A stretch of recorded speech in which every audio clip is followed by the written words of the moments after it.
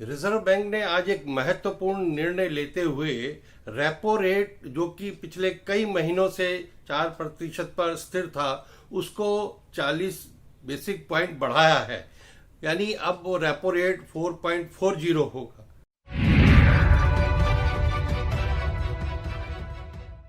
नमस्कार, इन खबर में आपका स्वागत है। जब किसी व्यक्ति को जिम्मेदारी का एहसास कराना हो तो सामान्य सी कहावत है कि आटा दाल का भाव पता चल जाएगा, जाइए बाजार में। ये एक मुहावरा है जिम्मेदारी का एहसास कराने के लिए, लेकिन जो व्यवस्था है वो रोज़ जिम्मेदारी का एहसास करा रही है। आटा, दाल, चावल और रोज़मर्रा की चीज़ें की जो कीमतें हैं आसमान छू रही हैं। सब्जी मंडी में जाइए, सब्जियों की कीमत से जो है पता चल जाएगा, और स्टोर पे जाइए, जो कीमतें हैं इस समय उससे पता चल जाएगा कि इस समय हम कहाँ खड़े हैं। आप यकीन मानिए कि जो ज़रूरी चीज़ें हैं उसकी कीमतों में लगभग 50% का उछाल है। खुदरा महंगाई दर 6% के पार जा चुकी है। सरकार के कंट्रोल करने से भी कंट्रोल नहीं हो रही है। जून में जो है जो मॉनेटरी कमेटी होती है आरबीआई की, उसकी बैठक होनी थी, लेकिन आनंद फानन में मई में ही बुलानी पड़ी है, जिसको कि एमपीसी बोलते हैं। उसकी बैठक हुई और बैठक में रेपो रेट बढ़ाने का फैसला किया 0.40%। अभी तक वो 4% था, तो अब वो हो गया 4.40%, और रिवर्स रेपो रेट को 3.35 पे ही रखा गया है। सबसे पहले जानिए कि रेपो रेट क्या होता है और रिवर्स रेपो रेट क्या होता है, और दोनों का क्या प्रभाव पड़ता है। रेपो रेट वो होता है जिस पे कि रिजर्व बैंक बैंकों को देता है और बैंक जो है आपको देते हैं। रिवर्स रेपो रेट वो होता है जो बैंक रिजर्व बैंक में अपना पैसा जमा करते हैं और उन पे जो है रिजर्व बैंक उनको ब्याज देता है। हमेशा रिवर्स रेपो रेट कम होता है और रेपो रेट ज़्यादा होता है। अब जैसे ही रेपो रेट में 0.40% की बढ़ोतरी हुई, वैसे ही आपकी जो भी ईएमआई है, चाहे कार लोन हो चाहे होम लोन हो, सबकी जो है ईएमआई बढ़ जाएगी। पहले से ही आदमी महंगाई से दबा हुआ है। अब सवाल ये उठता है कि आखिरकार आरबीआई ने ऐसा क्यों किया। एक तो महंगाई पहले से ईंधन की कीमतें आसमान छू रही है, सब्जी की कीमतें आसमान छू रही है, ज़रूरी रोज़मर्रा की चीज़ों की कीमतें आसमान छू रही है। तो दिक्कत ये है कि अभी तक आरबीआई इस बात का इंतजार कर रहा था कि शायद महंगाई कंट्रोल हो जाए, लेकिन जब 6% के पार खुदरा महंगाई दर चली गई तो उसे जून की बैठक, जो जून में एमपीसी की बैठक होनी थी, उसे अभी बुलानी पड़ गई और उसने जो है बढ़ा दिया। क्यों बढ़ाया?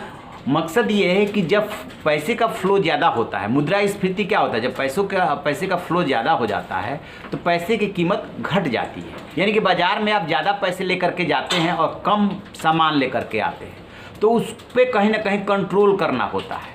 एक पक्ष तो ये है, लेकिन दूसरा पक्ष ये है कि इससे सीधे सीधे आपकी जो है अर्थव्यवस्था पे प्रभाव पड़ता है। तो जो जीडीपी का आपने टारगेट तय किया है कि 6.5%, 6% इतना हम लेकर के आएंगे, वो प्रभावित हो सकता है। इसलिए आरबीआई जल्दी जोखिम नहीं लेता है, लेकिन महंगाई ने आरबीआई को समय से पहले मीटिंग करने के लिए मजबूर कर दिया। अब एक्सपर्ट्स क्या मानते हैं, ये सुनिए उन्हीं की जुबानी। रिजर्व बैंक ने आज एक महत्वपूर्ण निर्णय लेते हुए रेपो रेट जो कि पिछले कई महीनों से 4% पर स्थिर था उसको 40 बेसिक पॉइंट बढ़ाया है। यानी अब वो रेपो रेट 4.40 होगा। बहुत समय से इसकी आशा की जा रही थी कि रिजर्व बैंक, हालांकि जून में मॉनिटरिंग कमेटी की मीटिंग होगी, रिव्यू होगा, लेकिन उससे पहले महंगाई को देखते हुए ये एक कदम आरबीआई ने उठाया है। सरकार महंगाई पर काबू करने के लिए पेट्रोलियम प्रोडक्ट्स को कीमतों को लगाम लगाने की कोशिश कर रही थी, लेकिन अंतर्राष्ट्रीय मार्केट में वो कीमतें बढ़ती जा रही हैं, और जिसके कारण की मुद्रास्फीति जो है, इन्फ्लेशन, वो भी बढ़ता जा रहा है, महंगाई बढ़ती जा रही है। तो सरकार और रिजर्व बैंक के पास यही एक तरीका था कि इन्फ्लेशन को कम करने के लिए उन्होंने एक 40 बीपीएस जो है रेपो रेट बढ़ाया है। जैसा कि आपने सुना, अब सबसे बड़ा सवाल यह है कि सारी बातें टेक्निकल है। आम आदमी को तो ये समझ में आता है कि जब वो पेट्रोल पंप पे जाता है तो किस दर से डीजल मिल रहा है और किस दर से पेट्रोल, सीएनजी किस दर पे मिल रही है और पीएनजी किस दर पे मिल रही है। सीएनजी पीएनजी की कीमतें जो है पिछले साल के मुकाबले दोगुनी हो चुकी है। डीजल पेट्रोल का क्या हाल है ये बताने की ज़रूरत नहीं है। और खाने पीने की चीज़ें ऑलरेडी महंगी है, सब्जी महंगी है, सब कुछ महंगा है, और अब ईएमआई का भी बोझ बढ़ जाएगा। फिर इससे आम आदमी को फ़ायदा क्या होगा? आम आदमी को थोड़ा सा फ़ायदा ये होगा कि जिन्होंने एफडी कर रखा है या जिनका पैसा बैंक में जमा है, तो जब इधर बढ़ेगा तो उधर भी बढ़ेगा, यानी कि ब्याज भी बढ़ सकता है। लेकिन जो मिडिल क्लास, जिस मिडिल क्लास में एक बड़ा वर्ग टूट करके फिर से लो इनकम ग्रुप में चला गया है, उसके पास पैसा बचा कहाँ इस कोरोना काल में कि वो बैंक में जमा करेगा, तो कितना उसे ब्याज का फ़ायदा होगा? बहुत ज़्यादा फ़ायदा नहीं दिख रहा है, नुकसान ही दिख रहा है। लेकिन अब ये देखने वाली बात होगी कि आरबीआई के इस कदम से क्या महंगाई पे लगाम लगती है। अभी तक जैसे कि गेहूँ है, रूस और यूक्रेन के युद्ध से सबसे ज़्यादा फ़र्क पड़ा है कि वो गेहूं के बहुत बड़े सप्लायर्स थे। अब वो सप्लाई रुक गई तो गेहूं भी महंगा हो गया, आटा भी महंगा हो गया, ऐसी दालें महंगी हो गई है।